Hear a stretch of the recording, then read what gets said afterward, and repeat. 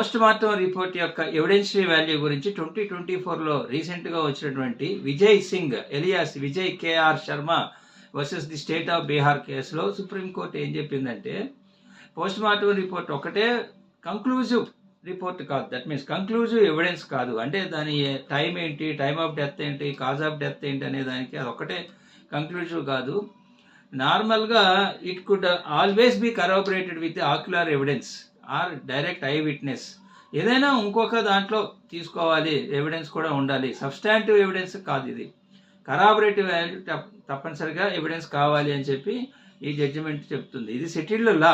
అయితే దీన్ని కాంట్రాడిక్ట్ చేసే ఎటువంటి క్రెడిబుల్ రిపోర్టు లేకపోతే పోస్ట్ మార్టం రిపోర్ట్ని ట్రూగా తీసుకుంటుంది. ఈ మధ్య న్యాచురల్ డెత్ కేసులో లేటెస్ట్గా ఒక మర్డర్ కేసులో కూడా డాక్టర్ చెప్పిన దాన్ని ఎవిడెన్స్ని plus post mortem report natural death అంటే